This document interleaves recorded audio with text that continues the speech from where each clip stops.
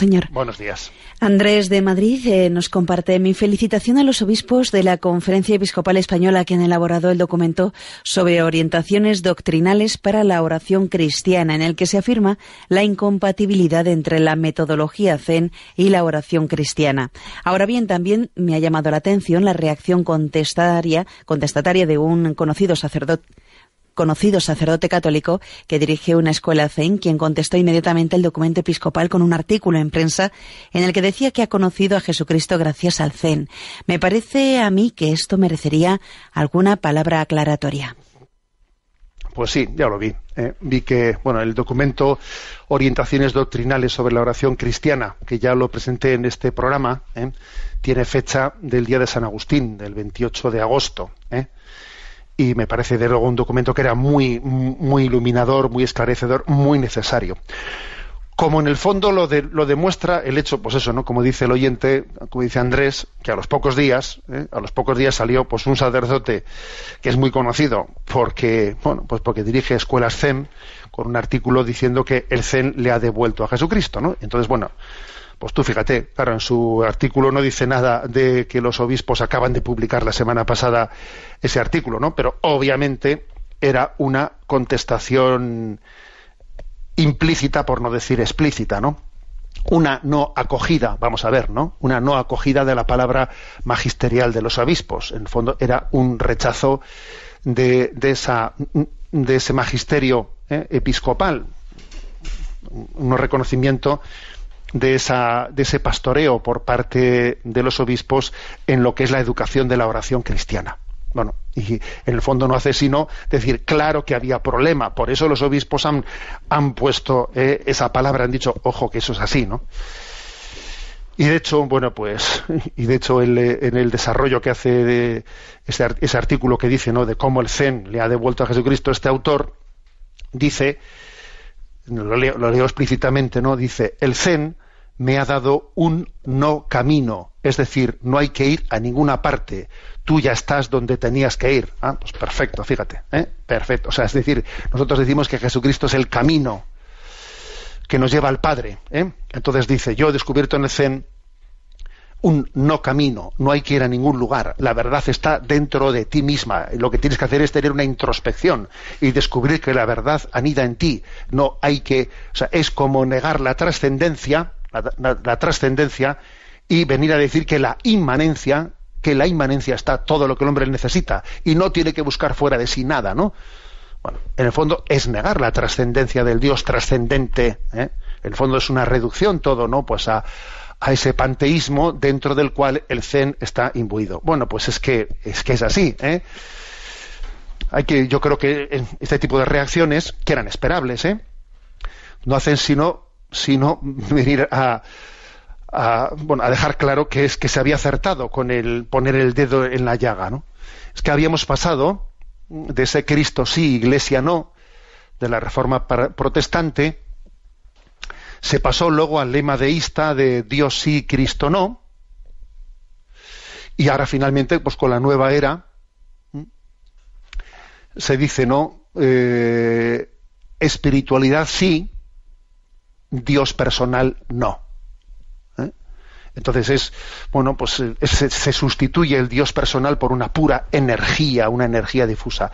Por cierto, ayer cuando venía yo de celebrar la Eucaristía por la mañana en un pequeño pueblo de nuestra diócesis, venía y escuchaba el programa de Generación Esperanza que se hace los domingos aquí de 12:30 a 1:30, ¿no? Y entonces escuché una cosa que dije, tengo que conseguir ese corte de tal Antonio Esteban, es el que dirige ese programa, que es buenísimo, y dijo a propósito de este tema lo siguiente, es un corte de 1 minuto y medio que lo vamos a escuchar.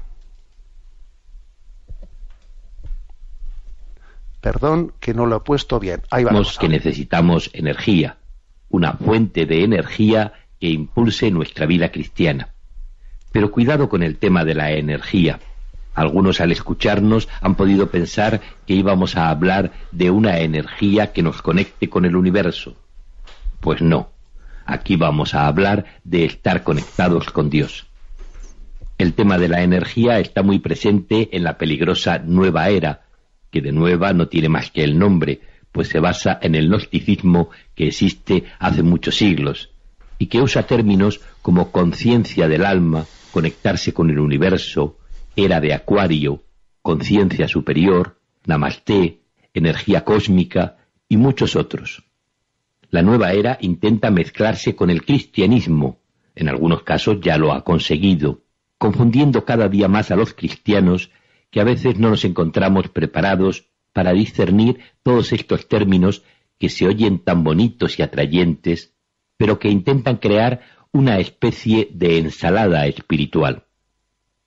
Los cristianos no creemos en cábalas, ni en fechas mágicas, ni en energías conectadas con el universo, ni en eras de Acuario, ni en ninguna de esas cosas que solo intentan desplazar al único y verdadero Dios.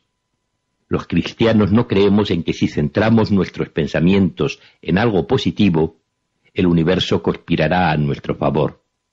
Por el contrario, creemos que todo es don de Dios, que sin Él no somos nada, que por nosotros mismos no merecemos nada, pero por su infinita misericordia lo recibimos, que Él nos da lo que en su plan tiene para nosotros. Y sí, también pensamos en positivo, pero no lo hacemos para mover energías en el universo, sino porque estamos dichosos y agradecidos de tener un Padre que nos ama. Nuestra única fuente de energía es Dios, a través de los sacramentos, a través del pan de vida, que es la Eucaristía que nos alimenta, y a través del Espíritu Santo que nos vivifica. Pues sabéis lo que os digo. Yo ayer venía, ¿no?, en coche y escuchaba esto en el programa de Generación Esperanza y yo dije, bendita Radio María en la que se puede escuchar una cosa así, hablando así de claro y sencillamente, ¿no?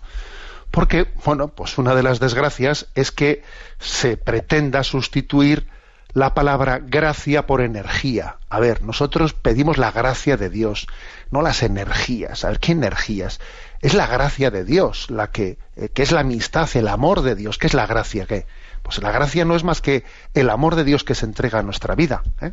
Por lo tanto, creo que la contestación a la pregunta de Andrés está aquí. Pues obviamente, sí. Pues vemos que por desgracia, ¿no?, pues todo este camino necesitaba esa clarificación magisterial por parte de los obispos, ¿no? Está claro, ¿eh? El artículo de este sacerdote al que se refiere Andrés, ¿no?, termina diciendo, hace una cita, bueno, pues que él suscribe lo que dijo un teólogo holandés, ¿no?, un teólogo holandés que era Sillebeck, que decía que hay más verdad en todas las religiones que en una sola. Bueno, pues él que se quede con el teólogo holandés. Yo me quedo con el Concilio Vaticano II, en el que se dice que en Jesucristo está la plenitud de la revelación. Luego, no es verdad que haya más verdad en Jesucristo, Buda y Mahoma que en Jesucristo solo. No. En Jesucristo está la plenitud de la verdad.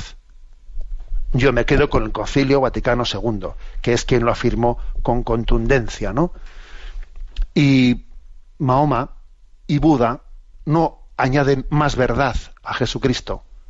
En todo caso, tendrán alguna de las semillas de esa verdad que el Padre dio en Cristo, que es el revelador, el único revelador del Padre. Y esta es la verdad y esta es la fe cristiana, y esto no es la teoría de ningún teólogo concreto, sino que es la fe de la Iglesia Católica. Tenemos el tiempo cumplido.